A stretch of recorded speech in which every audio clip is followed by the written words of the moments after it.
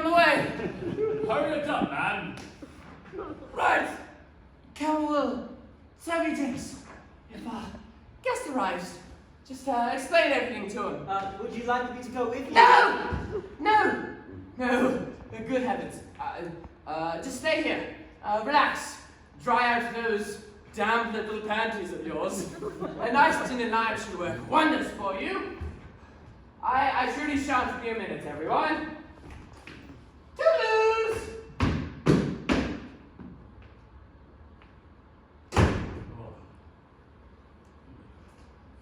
Well now, drinks. It's a Jeanette for Mr. Gorringe, and I suppose a Winnie for Daddy, and I'll have a nice glass of liver and tonic. And how on earth are you going to do all of that in the dark?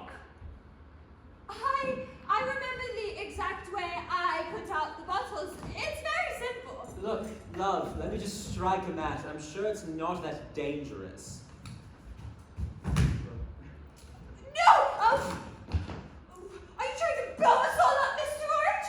Oh, poor Mr. Bamber would find would be a teensy-weensy bit of us, a very messy mess! Bamberg, is that who's coming to see us? George Bamberger? Yes! To see Mr. Miller's one. Isn't it exciting? Of course, money! Well, I never. You know, I wrote an article about him last week in the Sunday paper. He's also a mystery millionaire. He's almost completely deaf as a post, and spends most of his time alone in his collection. He hardly ever goes out except for a gallery or a private studio. That's the life. I mean, if I had money, that's what I would do. Just collect all the china and porcelain I ever wanted. I've never met a millionaire before. I've always wondered if they felt different to us. I mean, their actual skins. Their skins? Yes, I've always imagined they must be softer than ours. Like the skins of ladies' man. What an interesting idea. Oh, she's very fanciful, Fernie. I always said she could be a writer.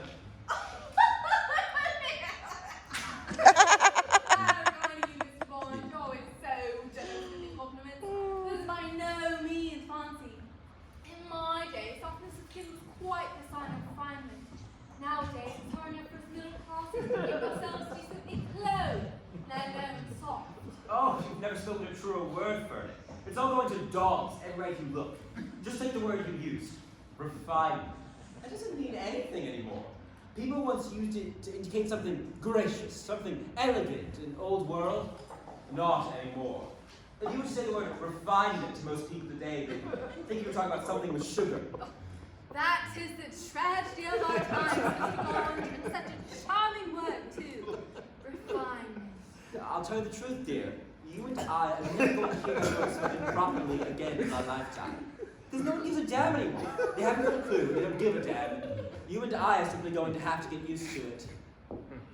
You know, my father always used to say that before the Bonds...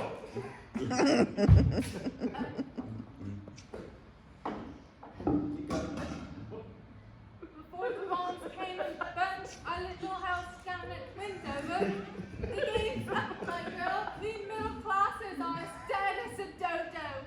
Poor father, how right he was. Your father was a professional man. Oh, he was a man of God, Colonel. Ah, I see. How are those drinks coming, Dumpling? Fine, Daddy. There'll be 1 minute. Let me help you. You can take this bit of lemon to Miss Radical if you want. Very well. Where? Oh, Here you are, Daddy. A bit of lemon for Miss Radical. Right you are, Dumpling. So your father was a minister then? Oh, he was a saint, Colonel. And I'm only thankful he never lived to see the rudeness and vulgarity of life today. Oh, you're so right, Fernie. And to a T. Rudeness and vulgarity. I mean, honestly, the manners of some people today are beyond belief. Did I tell you what happened in my china shop last Friday? I don't think I did. No, I don't think so. Okay, well, I just opened up. It was about 10:15. And it was dusting off a teapot. You know, Wedgeworth collects dust, something shocking. Well, you should come in. But Mrs. Levin, you know, the ginger hair, God's gift to bachelors. Is your bitter lemon? There. Thank you, most kind. Anyway, she has in her hand a vase I'd sold her last week. It was a birthday present for some old geezer she'd been having a ding-dong with somewhere on the Earl's Court, hoping to let off his loot when he dies. As I read the situation, I'm a pretty good judge of character for a niece you know. She's a real grasper. Damn it to hell! What's Daddy? What? It's a blasted rotting chair! It's a blasted rotting chair here before.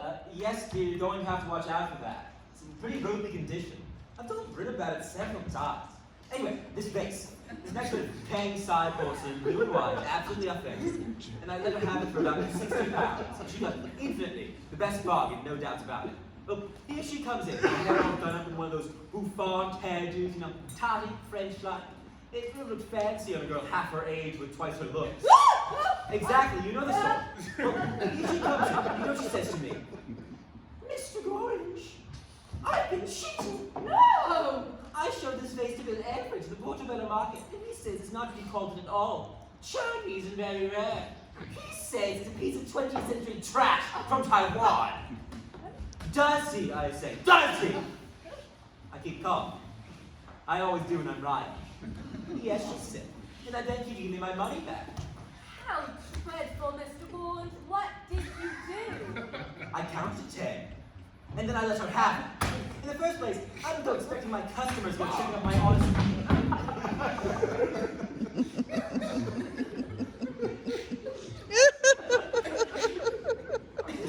What the heck?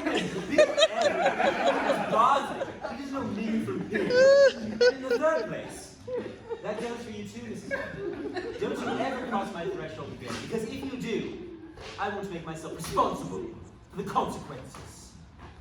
My, Mr. Gorringe, how splendid of you. Here's your gin and lime. You deserve it. I was proper blazing. I didn't care. Where are you? Where are you, Daddy? Here's your scotch. Here, Dumpling. Carroty old bitch. Tell me about pottery. Carroty. Do you have the porcelain yourself, Colonel? I'm afraid I don't know very much about it, madam. I like some of that Chinese stuff. It gives some lovely colours. Like on that statue I saw when they came in here. Very delicate. What statue is that, Colonel? The one in the packing case, sir. Very fine. I didn't know Bryn possessed any Chinese stuff. What is it of then, this statue? Well, we all have our drinks. Now, I'd like to propose Daddy's regimental toast. Aww. Raise your glasses, everyone. To the 25th horse, confusion to its enemies. All drink to that. Confusion. Of the old 25th. Oh, thank you, Dumpling. That's very touching of you. Very touching indeed. Oh, damn it, that's gin! Oh, I've got bitter lemon. Oh, horrible! Quite horrible! I suppose that must be alcohol. Oh, how unpleasant! So unpleasant! Here, Fernie, switch with me. No, you get the bitter lemon, but I get the gin. Colonel. Here, sir. Scotch for me. All right. Let's try that again. Bottoms up. Quiet. See, I can't stand another minute of this. Daddy? I don't care, Dumpling. If I blow us up, then I blow us up. This is ridiculous. What? There was a Buddha sitting there when I came in. Where is it now? A Buddha? What kind of Buddha? I didn't know Brinsley had a Buddha. I don't! I wouldn't have a Buddha! I'm a Confucian! What the devil are you doing there? Now, Colonel, be reasonable. No making flames, remember? Oh, don't be impertinent. Did you go to the pub? Certainly, but it was closed. You couldn't have gone to the pub in that time. Surely you couldn't have. Of course I did! But as far as you're doing, Mr. Miller, Well, needs must when the devil drives. Miss Furnival, whatever the hell that means! Now look here, there's something very peculiar going on in this room. I may not know art, Miller, but I know men. I know a liar in the light and I know one in the dark. That's Pegs. I don't want to doubt your words, sir. All the same, I'd like your oath you went out to the public house.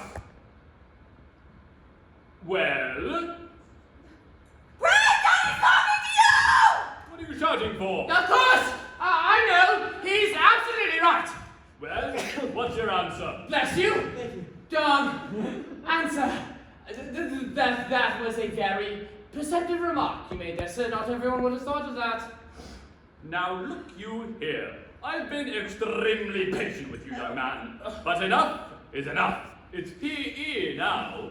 Patience exhausted. If you think I'm going to let my daughter marry a born liar, you are very much mistaken. Daddy, Quiet, Dumpling. Let me handle this. Well, what's there to handle, for heaven's sake, sir? Mary! Did he say Mary? well, that's the general idea. You and this young lady, really? Are what's laughingly known as engaged, subject, of course, to Daddy's approval. Well, I never. What a surprise! Keep it a secret. Evidently. How long has this been going on then? A few months. You sly cat. I hope you approve, Harold. You sly, stupid little pussycat, you. Yow, yow. You certainly know how to keep things to yourself, don't you? I was going to tell you, Harold. You were the one person I was going to tell. But you didn't. I never got around to it. You chose to keep it from I me. didn't choose. How would I simply forgot? Say no more. Fine, it's not your responsibility to share your confidences. I've only been your neighbor for 3 whole years. I always assumed there was something more than geographic closeness to us, but obviously I was mistaken. Don't start getting huffy, Harold. I'm not getting anything! And you just teach me not to bank on so-called friendship. Which is silly me again. Silly, stupid, trusting me! Good God, man. Now come, Mr. Gorringe. We haven't told anybody. Really, not a single soul, Pegs. At the moment, Dumpling, there's nothing to tell. And I'm not sure there's going to be. Look, Colonel, What is she you doing? can got off on the wrong foot. If it's my fault, I apologize. My father always used to say, turn given, to forgive, to bind. I thought that was someone else. So many people copied him. May I help you, Miss Furnival? No, thank you, Miss Melcat. I'm just getting myself another bitter lemon. That is if I may, Mr. Miller. Of course, help yourself. Thank you, most kind. Well, sir, wherever you are, Here, Colonel, here. I'll overlook your damn peculiar behavior this once. But understand this, Miller. My daughter is dear to me. You show me you can look after her, and I'll consider the whole thing favorably. Can't say fairer than that, can I? No, sir. No, sir. That's most fair, sir. Most fair. Of course you can look after me, Daddy. His works are going to be world famous. In 5 years, I'll feel just like Mrs. Michelangelo. There was no Mrs. Michelangelo, actually. Wasn't there? No. Michelangelo had passionate feelings of a rather different nature. Really, Mr. Gorringe? I didn't know that. Look, Harold, I am sorry if I've hurt your feelings, but can't we all just be friends? I'm not sure I can contemplate a friendly relationship with a viper.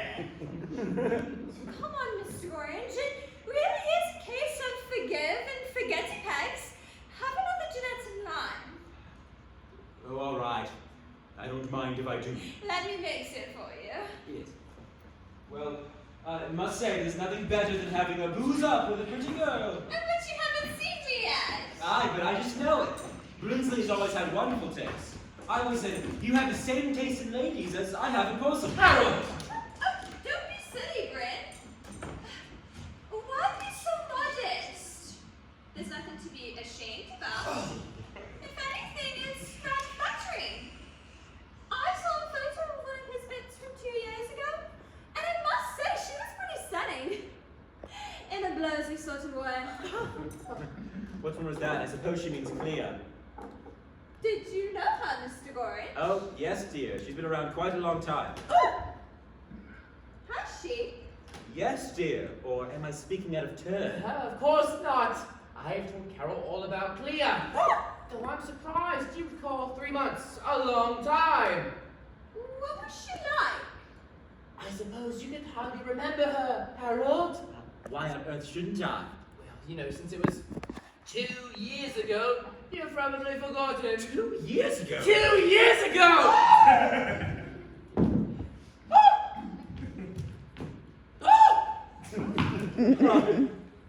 Actually, now that you mention it, I can actually remember her perfectly.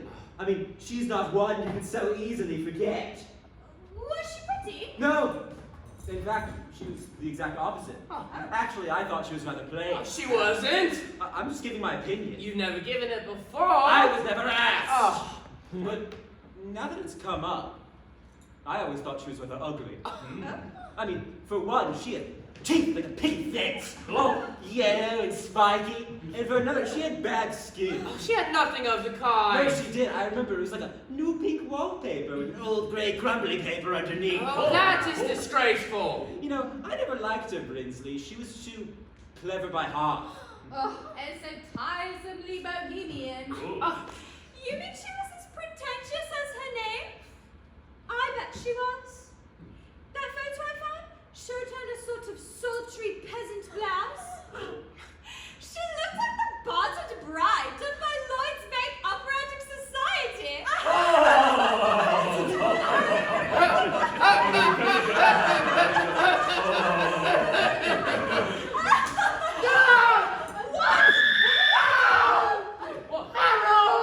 That's not very funny. What the hell's the matter with you? With me? Oh, well, I'm sure that wasn't the Colonel. What wasn't, sir? Clea? Clea? What? Nothing. Sir, nothing. I was just remembering her. You're all talking the most awful nonsense. She was beautiful. And anyway, Howard, you said I was famous for my taste in women. Aye, but it has its lapses. Rubbish! She was beautiful and tender and caring and kind and loving and wonderful and adorable in every way. You told me she was as cozy as a steel razor blade. Did I? That does not sound like me. You did in this room when I asked what she was like. She was a painter, very honest, very clever, and just about as But as cozy as a steel razor blade. Right, I said it. So there you was. to nothing! If that boy's in touch, I don't know the meaning of the word. What's all this talk about her being kind and tender all of a sudden? She could be. On occasion, very. Very rare occasion, I imagine. Not so rare. Not so rare at all. Meaning what exactly? Brinsley, I'm talking to you! I can explain. Go up to the bedroom and wait for me there.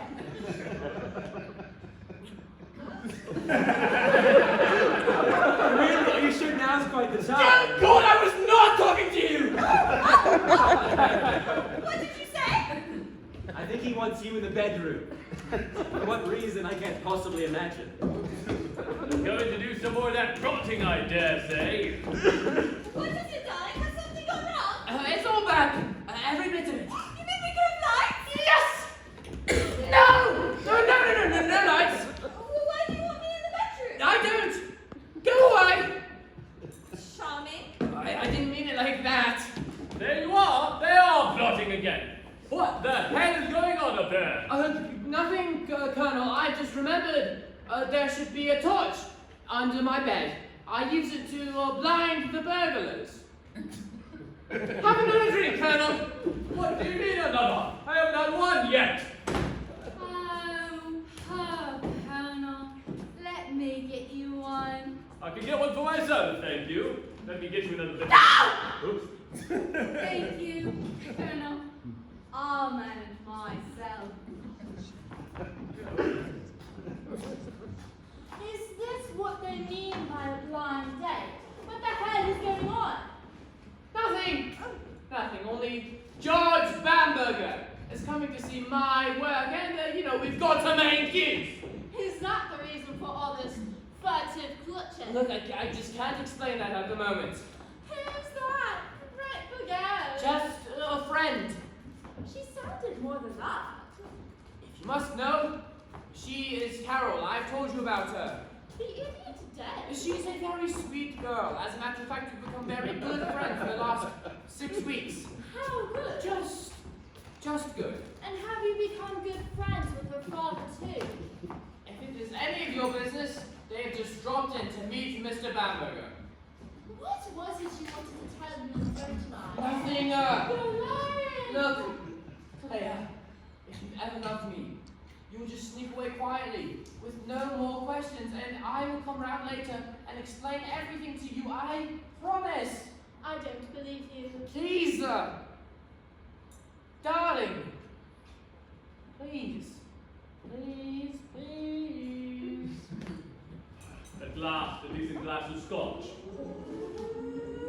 You getting your bit of lemon? Oh yes, thank you, Colonel. I'm just wondering if this Bamberger fellow is going to show up at all. It's half an hour late already. Ah, that's nothing, Colonel. Millionaires are always late. It's their thing. I'm sure you're quite right, Mr. Boy.